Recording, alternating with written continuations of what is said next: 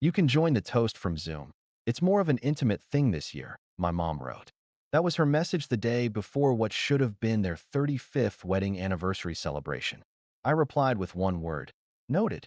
Then I picked up my phone, opened the Open Table app, and canceled the luxury group reservation I had paid for 2 months ago. A private dining room, premium wine pairing, multi-course menu, for a party of 14. I had footed the bill quietly. As always, the reservation was a surprise gift. I had planned everything, sent emails to my parents' closest friends, organized transportation, even prepaid the corkage fee.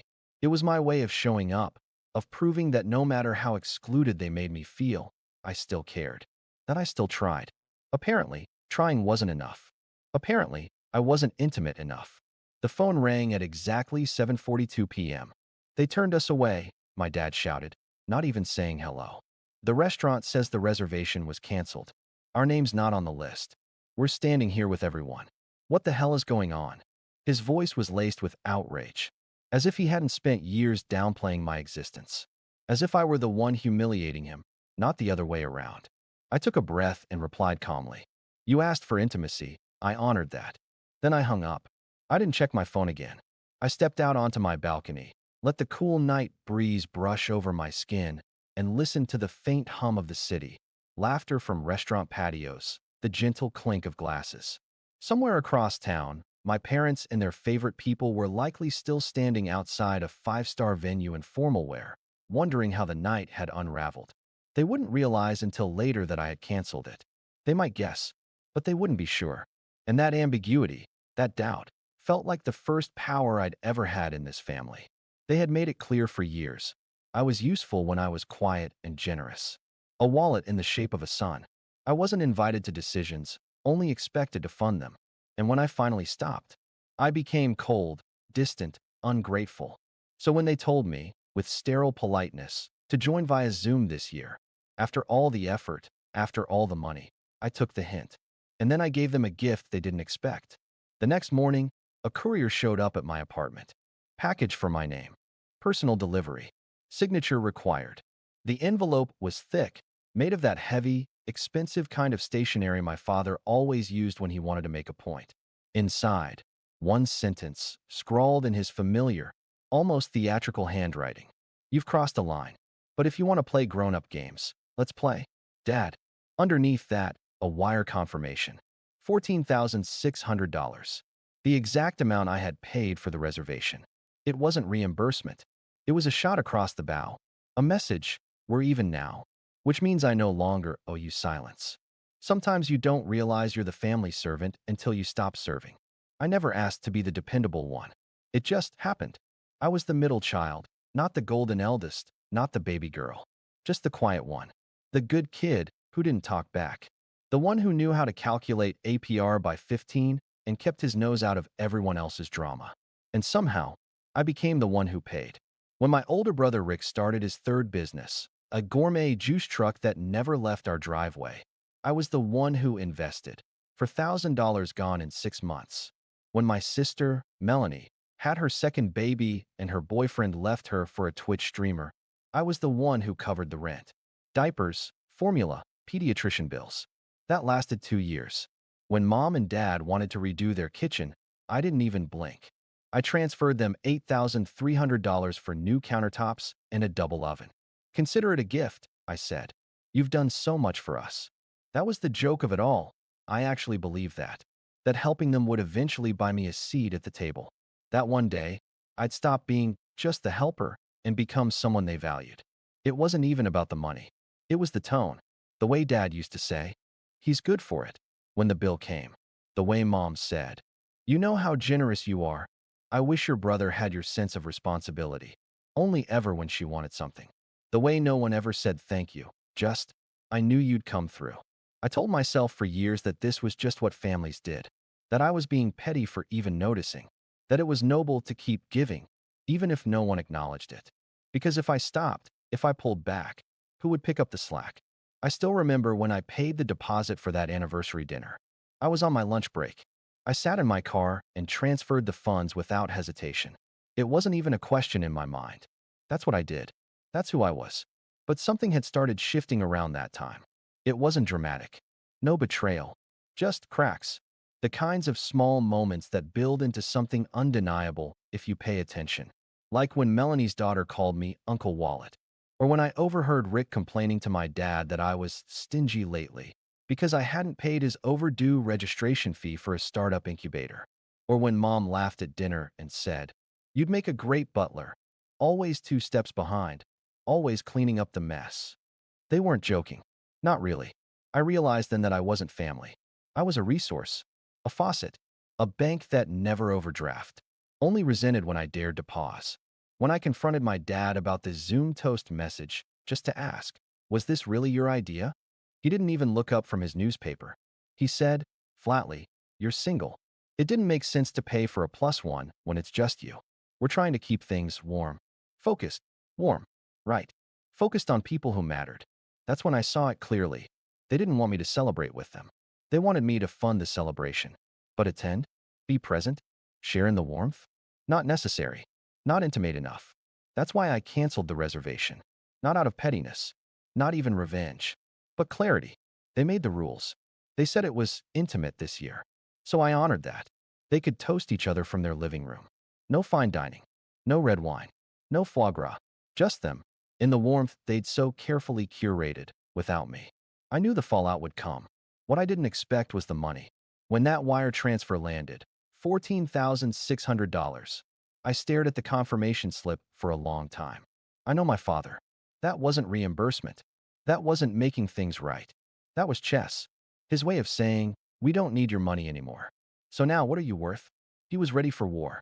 And I realized, with a strange calm, so was I. 3 days passed before anyone said a word. Not a text. Not a call. Not even a passive-aggressive gift from my sister Melanie, which was rare. She usually sent those like clockwork. But silence, in my family, wasn't peace. It was prelude. So when the group chat lit up Thursday morning with family dinner at 6. Mandatory. No excuses. I knew what was coming. I arrived early. Not because I was eager, but because I wanted to look them in the eyes first, before the performance started. My father was already seated at the head of the table. Navy sweater. Slippers. A glass of wine he hadn't touched yet. He always waited to raise it. My mother stood in the kitchen, slicing lemons with surgical precision.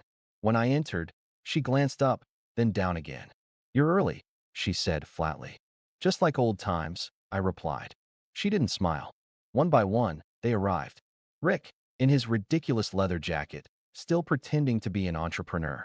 Melanie, baby-free for once, face already twisted into something performative.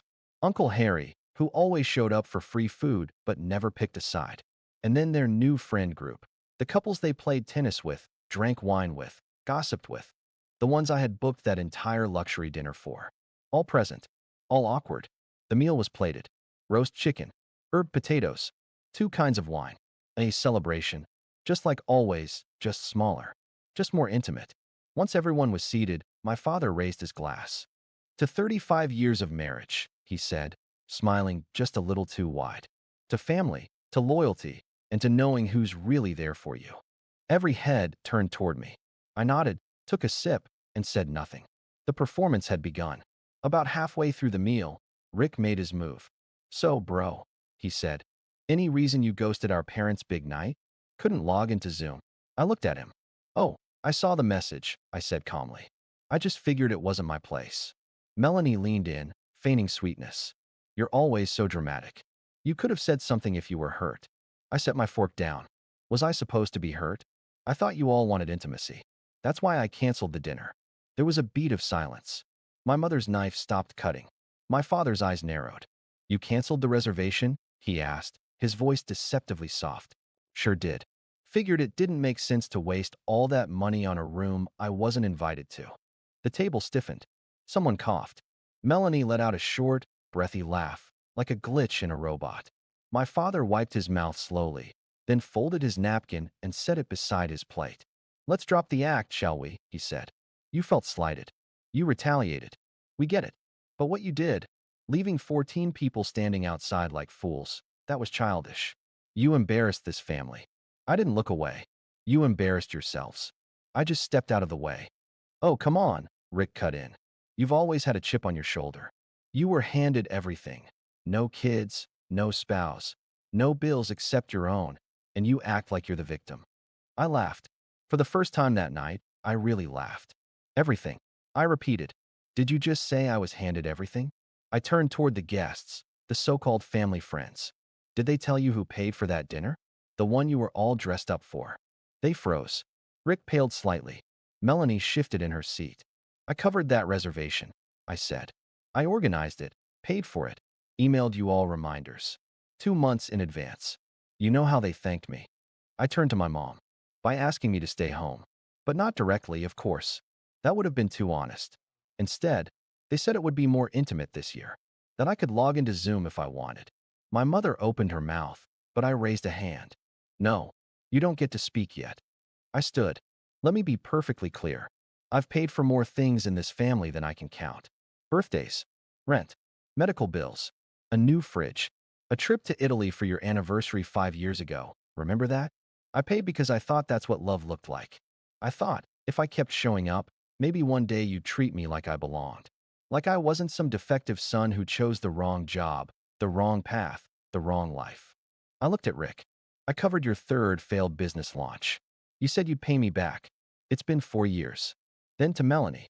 You said I was cold for not visiting the baby enough, while I was paying your rent during your divorce. And finally, I looked at my father. You sent me a check for $14,600. The exact amount I spent. You wanted to send a message. Now we're even. Right. He didn't answer. Good, I said.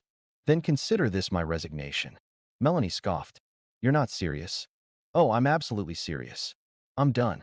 I'm not the bank anymore. I'm not the fixer. I'm not the afterthought you keep around because I'm useful. I walked toward the hallway, grabbing my coat. My mother finally found her voice. You're overreacting. This is a family disagreement. You're making a scene. I turned to her. This isn't a scene. This is an exit. Rick muttered. God, you're so dramatic. Better dramatic than delusional, I said. I was at the bottom of that ladder. Now I've chosen a different path. And I did. I walked out, closed the door behind me, and didn't look back. But that wasn't the end. The end came the next morning, when another envelope arrived. Different courier. Same handwriting. And this time, it wasn't a check. It was a legal document. My father had started proceedings to remove me from a joint family trust. A trust one had contributed to for 12 years. And that's when I knew. This wasn't just about money. This was action. Silence used to feel like punishment. Now it felt like peace. The day after I received the legal notice from my father's lawyer, I sat on my balcony with a mug of black coffee and stared at it again. The clean white paper, the precise language, the signature that looked more like a brand than a name. Per mutual understanding, my name is hereby removed from all active decision-making related to the Martin Family Trust. Mutual understanding? That part almost made me laugh. I hadn't even known I was still listed as a trustee. I remembered the day they added me to the trust documents. I had just covered Rick's hospital bill after a motorcycle accident, and my father said, "You've earned some weight in the family." I should have known then what that meant. Weight, not respect. Responsibility, not voice. They added me because I was convenient. And now, without warning, they'd erased me for the same reason. My first instinct had been anger, a kind of visceral fire that wanted to erupt, scorch everything and everyone, drag them into the mess they created. But it didn't last. Instead, I felt light, weightless even. I hadn't realized how tightly I'd been holding on to the hope of being included, of being seen, of being wanted. And now it was gone, replaced by something far more useful. Clarity. The call started 3 days later. First from Melanie. She didn't even mention the dinner. Just dove straight in. So, I just wanted to ask, are you still planning on helping with Ava's preschool tuition? Because the school emailed me, and it's due soon. I almost smiled. The audacity. No, I said. There was a pause. Sorry, what? I said no. I'm not helping with tuition. I'm not helping with anything. You can't be serious. Melanie, we haven't spoken in 2 years without you needing something. This is me being serious for once. But Ava loves you. Then tell her uncle name, wishes her well. I hope she learns about boundaries early. I hung up before she could weaponize the guilt. She tried again a day later, then stopped. Then came Rick. He didn't even call, just sent a Venmo request titled, Gas plus food plus biz emergency equals folded hands light skin tone. $850. Declined. 2 hours later, I got a string of messages. Bro, seriously? What happened to family helps family? This is so petty, man. Dad was right, you have a God complex. I didn't respond. I let his words sit there, bouncing against the void of my silence. For the first time, I wasn't performing. I wasn't defending myself. I wasn't trying to explain my worth. I was just gone. What they hadn't realized, and what I had, was how much of the machine I had kept running. I was the one who funded the holidays, the birthdays, the emergency plane tickets, the last-minute wedding venue deposit, the surprise baby shower gifts. Now, without me, the gears jammed. My mother tried next. A long, carefully composed email. We never meant to hurt you. We were just trying to create a celebration that felt balanced. If we went too far, I hope you'll forgive us. It's been a stressful year, and you've always been the one we rely on because we know you're strong. Stronger than the rest of us. Please come over for coffee. Just to talk. No drama. No drama. That line struck me. The same family that had iced me out of a celebration I paid for now wanted me back, as long as I didn't bring the mess they caused. I didn't respond. I opened a new tab instead, looked at apartments in cities 3 states away, started texting with a recruiter about an opportunity I'd been too afraid to pursue, a nonprofit CFO position with housing support and a clean break from everything I knew. For the first time, I wasn't just daydreaming about leaving. I was actually preparing to go. It took 2 weeks for someone to show up in person. Not my father, not my siblings. It was Kelly, Rick's wife. She stood at my doorstep, no makeup, hoodie pulled tight around her shoulders. Eyes already red before she spoke. I'm not here to ask for anything, she said. I don't know what's happening to this family. I let her in, poured her tea, sat across from her on the same couch where I had processed every insult, every manipulation, every invisible bruise from the last decade. You're not the problem, she said, but you've been made into one. Rick, he's unraveling. I told him he needed to apologize, but he's too proud. Too scared, maybe. She looked up at me, face pained. I don't blame you for leaving, she said. Honestly, I envy you. I believed her. Kelly had always been the quiet one, the one who saw the rot, but didn't have the tools to name it, much less challenge it. We talked for almost an hour. About Ava.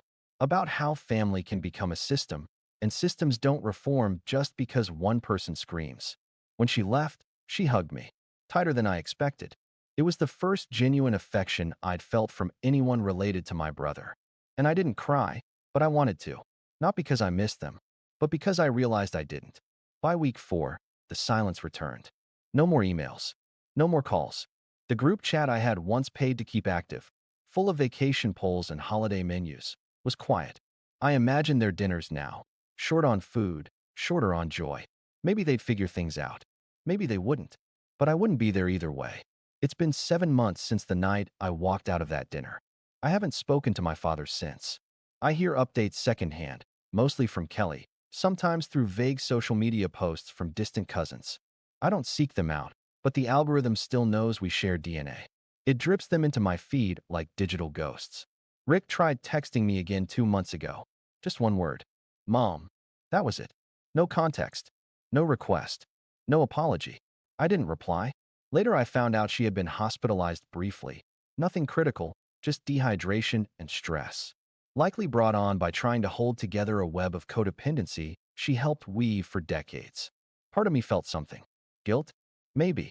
But it passed quickly. Not because I didn't care, but because I finally understood something that took me too long to learn. Caring doesn't mean sacrificing your self-respect. I sent a bouquet, signed the card with one line. Wishing you health and clarity. Your son. I didn't put my name. If she didn't recognize the handwriting, the message wasn't meant for her anyway. I live in another city now. Smaller. Quieter. Fewer legacy expectations. I work for a nonprofit that provides financial counseling to young adults. It's funny, in a way. I spent most of my life bleeding money for people who never said thank you, and now I teach strangers how not to end up like me. It's the most fulfilling work I've ever done. My apartment is small but bright. I have plants now. They don't demand anything but sunlight and water, and they give back in green. It's a better trade than I ever got at home. On weekends, I take long walks with no destination. I cook real meals. I have a friend group built not on obligation or history, but on shared values. No one texts me only when they need a favor. Last month, I met someone who asked me, halfway through dinner, what was your family like growing up?